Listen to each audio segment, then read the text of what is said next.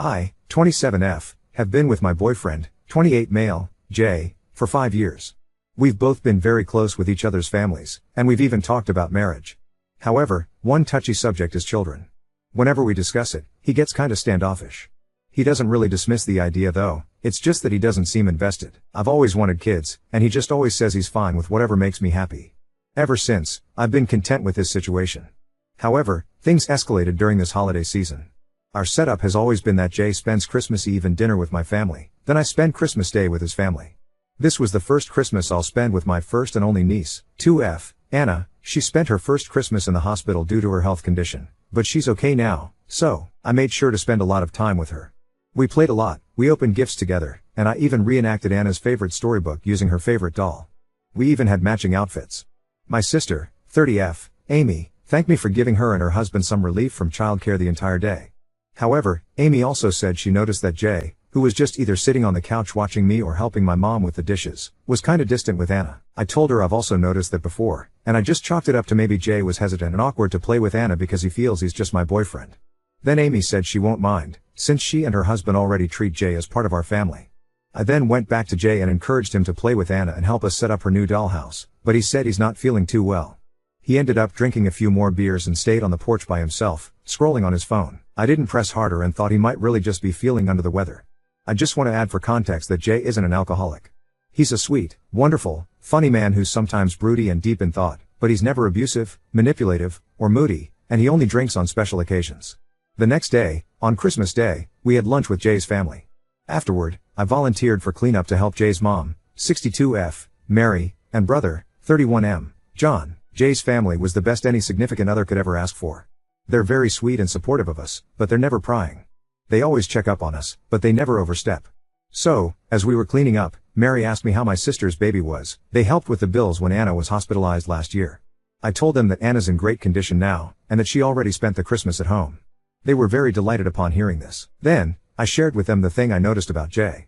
Initially, I thought maybe Mary could just give me advice on how to approach the issue with Jay since he's clearly not the playing with kids kind of guy. But then John casually said something like, "Oh, because of Rosie," then Mary quickly shushed him. Rosie was the daughter of Jay and John's eldest sister, Beth, 35F. I never knew the actual details because everyone was very secretive about it, but all I knew was that Rosie passed away when she was just 3 years old and Beth and her husband moved away afterward. I never met them in person. So, later that night, when Mary, John, and the other family members got a bit more drunk and Jay was already sleeping in the bedroom, they told me the story. I didn't force them or anything. Apparently, Jay, being the youngest of the siblings, was really close with Rosie back then. Jay was just around 14 years old when Rosie was born, so he became the super fun uncle, like I am now with Anna. He was actually Rosie's best friend. Then, on summer of 2012, Jay was playing with Rosie outside. He was blowing bubbles and she was chasing and popping them, when a speeding car, driven by a woman who was distracted on her phone, skidded into the yard toward Rosie's direction. Jay reacted quickly and was able to reach and grab Rosie so the car actually hit him, but the impact of the crash caused Rosie's head to whiplash as Jay hugged her. Jay was in a coma for 3 days and had multiple severe injuries and internal bleeding, but Rosie didn't make it. Everything was caught by the neighbor's CCTV so everyone knew that Jay was a hero for trying to protect Rosie. It was even covered by the local news, but Beth, who was understandably in grief, resented Jay for not being able to save her daughter. Beth and her husband then decided to move to another country to cope with their grief and start a new life, and they've had minimal contact with the family ever since. Jay, meanwhile, took the loss really hard. He blamed himself for not being able to save Rosie and not being able to attend her funeral since he was still at the hospital at that time. Mary said that Jay was never the same after that. He never went near kids, and he became a lot colder, quieter, more reserved, and antisocial. He also had anger issues, but it thankfully went away. I haven't had any issues with this. We also live in an area where people don't believe in therapy, so Jay never received professional help. After learning all of this, I bawled my eyes out because I never knew Jay was carrying such a heavy burden. The whole incident became a taboo family secret that no one mentions in fear of Jay breaking down or doing something he might regret, although to be fair, he's never had violent or self-harm tendencies ever since, so this was just a precaution. They also never told me before because they assumed Jay would be the one to tell me, but I told them that he never did, and that I never really asked him. I then thanked everyone for letting me in on this, and I told them that I'd talk to Jay about it when the time is right. They understood, and they said I could just ring them up if I need help or support in any way. For now, I just want Jay to enjoy the holidays and his remaining vacation days from work. Now, I don't really know how to start with him. I know seeking professional help to process all the trauma and grief, even if it's been over a decade ago, would be the top priority, but I don't know how to bring it up to him. I don't even know when is the right time to bring it up.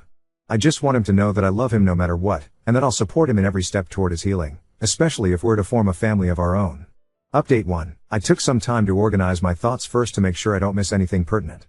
It's kinda long as a lot have happened since, so I've divided this into sections to make it easier to follow. Quick recap: my boyfriend, Jay, and I have been together for 5 years. Throughout our relationship, I noticed that he's always distant with kids, including my niece, Anna. During Christmas, Jay's family revealed that it was because of an incident over a decade ago. Turns out, Jay was really close with his toddler niece, Rosie. One day, when they were playing outside, they were hit by a distracted driver. Jay tried to save Rosie. He sustained severe injuries, but Rosie still didn't make it.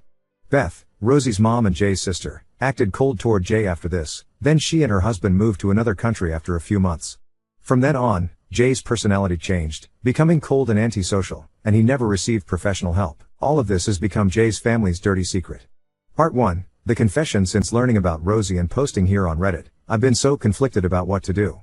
A lot of you had opposing opinions, and all of them had merit, but knowing Jay and how he'd most likely react, I chose to keep it a secret until I find the perfect time. What I didn't anticipate was that the perfect time would come in the form of a pregnancy scare. Back in January, I had a false positive. Everything happened so quickly within a day. I had a roller coaster of emotions, but bottom line was that I'm not pregnant after all. When Jay got back home that night, I knew I had to tell him everything. I told him I had a pregnancy scare, but he has nothing to worry about since it ended up being negative. At that moment, I saw all the blood drain from his face, and he became so pale that I was worried he was going to faint. I was holding his hand, and he became so sweaty and cold and shaky. He rushed to our refrigerator to get some water, and it was obvious he was spiraling really hard. That was when I told him I knew about Rosie.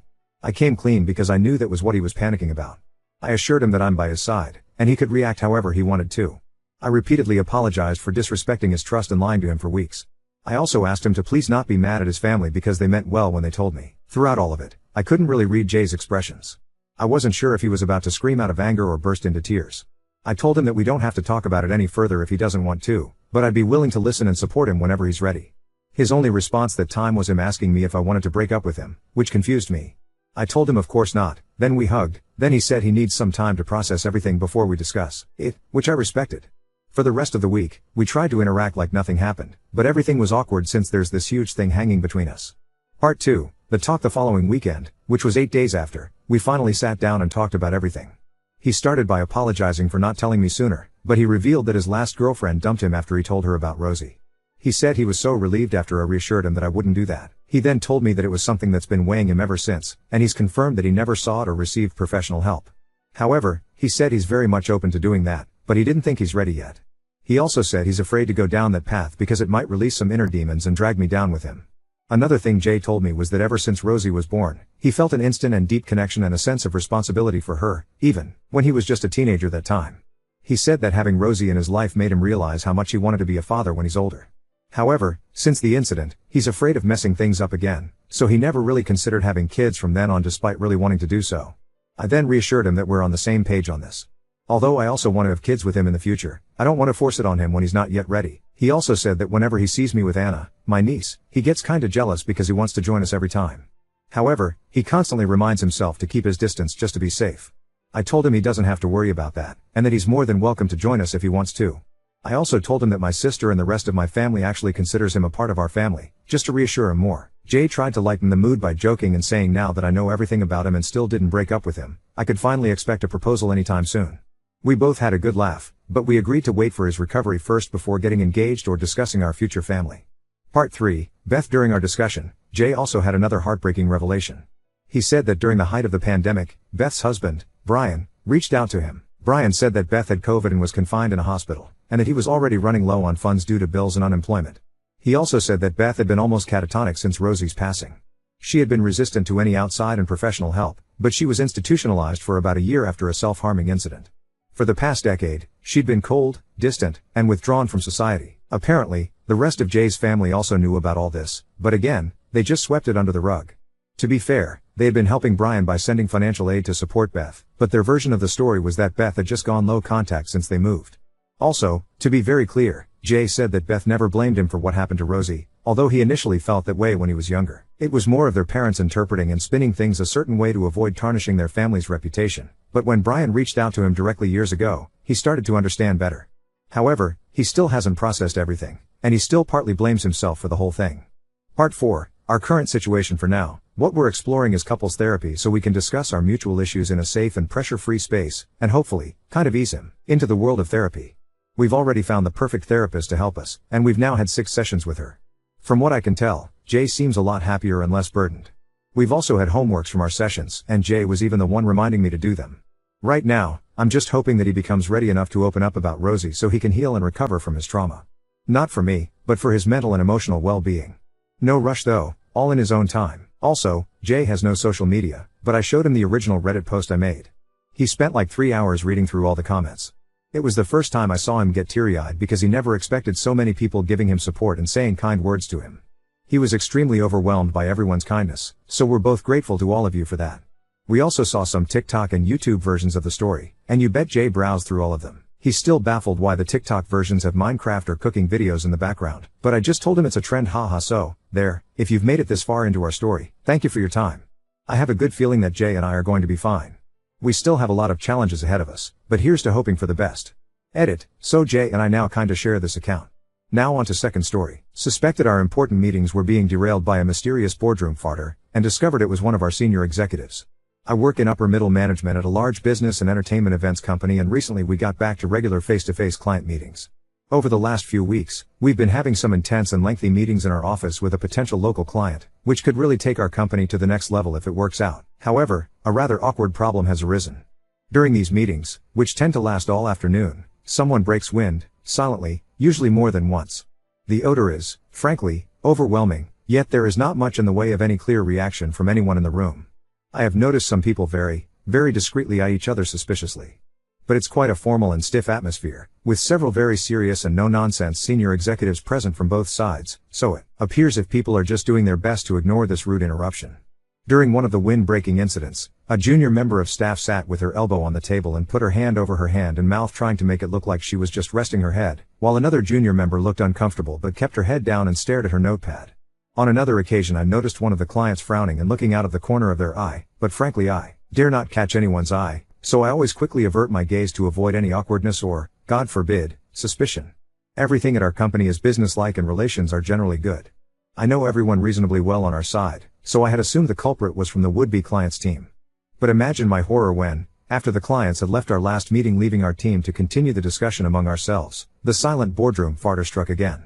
I was incredulous. There were 3 senior male executives in the room and 2 junior female members of staff who were not always present at other meetings.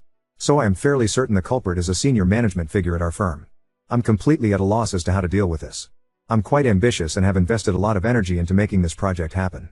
So I can't believe that a senior company member is behaving in such a rude manner and potentially jeopardizing it by acting so unprofessionally towards potential partners. The potential clients cannot have possibly failed to notice the smell, and I can only assume they are simply being polite and professional by ignoring it. However, I am just afraid that there are limits to anyone's tolerance and that sooner rather than later they will decide it one way or another to end their interest in working with us. This is just such a strange problem. How on earth can voice my concerns to my superiors? Update 1. So there were another 4 to 5 meetings. The farting continued. In some meetings it was worse than others. It did seem that those scheduled in the morning were less gassy affairs, although by no means did attendees enjoy fresh air for the entire duration of those. Despite the regular bouts of nostril-burning flatulence wafting throughout the room, it became clear we were going to be working with this client on a long-term basis, and the atmosphere grew a little more relaxed accordingly. On one occasion near the end of a meeting someone cracked a very funny joke, which provoked an outburst of communal laughter, during which someone, presumably involuntarily, let out an audible fart. It was short, not very loud, and if anyone noticed it they didn't let on. However, whilst I couldn't be sure if everyone heard it, it was certainly smelt by everyone. The eye-wateringly foul stench wiped the smiles off some faces and replaced the amused expressions of a few others with frowns. This seemingly brought this particular meeting to a slightly premature end as the most senior member of the client team rose to his feet and said without a hint of irony, "Well, that's probably as good a note as any to end on for today." It was unclear if he was referring to the funny joke cracked moments earlier or the fart. Indeed, he seemed a very sharp individual who probably realized it was a perfect moment for ambiguity. But I have to admit the sight of everyone's eyes darting around the room as people tried to gauge each other's reactions to try and figure out exactly what he meant was an amusing one. But not as amusing as moments later watching senior management leaning over the table exchanging farewell platitudes and shaking hands whilst yet another stinking fart assaulted everyone's noses. It got to the point where people let their guard down a bit and became a little less restrained in hiding their reactions. An electric fan mysteriously appeared in the corner of meeting room one day, but it wasn't used for the first meeting it appeared in, probably as it was an early morning affair with limited silent and deadly emissions. But during one particularly gassy afternoon episode a week later, one of the clients, a younger female, was sat with the corners of her mouth pointing downwards and using a piece of A4 to fan the air, trying to make it look like she was just trying to cool her face. Our director saw this, and asked the junior member sitting nearest the new fan to switch it on please. Seems it's getting a little hot in here with a completely straight face. On the fan went, but the speed was set on a higher speed than anticipated and all that happened was pieces of paper, meeting notes, and a newspaper were blown off the table and flew around the room along with the familiar pungent stench. Thankfully this was laughed off, and I took advantage of the interruption to suggest a break, as we left the office juniors to clear up the chaos. During the unplanned interval, I noticed our most senior executive had hung back to help reorganize the room.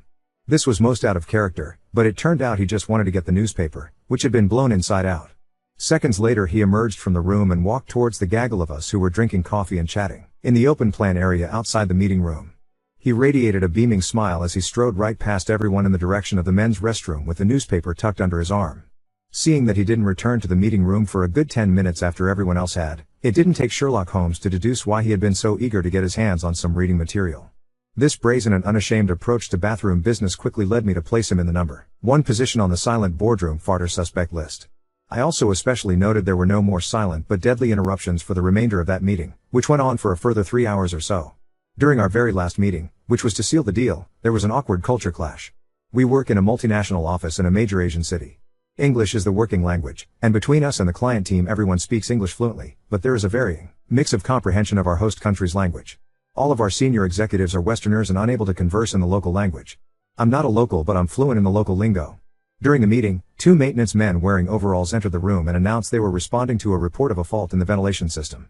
But both the workers were not fluent in English, so I did some on-the-spot interpretation, to which our most senior executive replied, "Please tell the janitors the air con and ventilation system are working fine, we have important business to conclude today." I duly interpreted. But the workman, not at all concerned with the subtleties of boardroom etiquette, bluntly replied in the local vernacular, "There's no ventilation problem? It smells like shit in here." Which basically caused the half of the room who could understand to laugh and the other half to respond with smiles and looks of curiosity as to what exactly was said. Thinking on my feet I didn't translate anything back to my side, but urged the maintenance guys to come back in a few hours because it was a really important meeting and we really had to get on with it.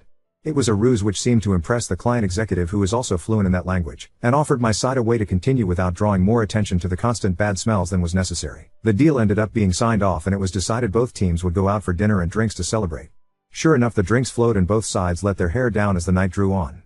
Whilst chatting with one of the clients, someone of similar level to myself, and with a few drinks in me, I couldn't help but bring up the farting issue. The client replied, "Oh, that was our boss, we're so sorry about that.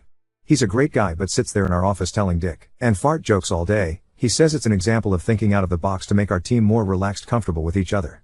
So after each meeting we were telling him to quit passing gas. He would deny it each time but the whole thing had just became a running joke for our team so we just rolled with it, sorry. Very surprised by this revelation, and at the level of humor coming from such an otherwise professional and serious team, I felt it best to just laugh it off and not reveal real source of the reek.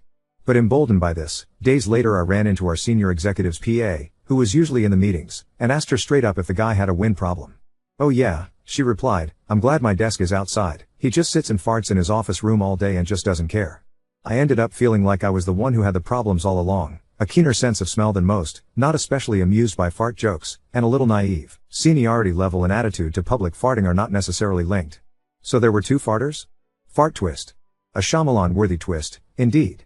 Wait, I thought that the ops senior executive was the farter, but the client's team assumed that their boss was the farter because he tells fart jokes all day as some sort of management technique, which is a whole other world of hurt. So the client's team's boss is being falsely accused of being the farter. Rereading it, you could be totally right. Ops says I felt it best to just laugh it off and not reveal real source of the reek, so she probably shares your interpretation. On the other hand, the client seemed very sure of themselves and the fact that boss denied it doesn't really mean anything, or does it? Would someone like that simply be delighted in speaking of his farting endeavors after the fact? I see this whole thing remains mysterious. The client team probably assumed he didn't want to admit to farting in an important meeting. And they just didn't believe him because he'd cried fart too many times before. So the op was mortified about her boss farting, but it turns out the client thought it was coming from their side. This is insane. What are the chances both bosses were in on it and having a fart battle to the death? Honestly, I think it had to be both of them. I wouldn't be surprised if they emboldened each other even if they weren't feeling competitive about it. But I am sympathetic to the op. I would be completely unamused and grossed out by this entire situation.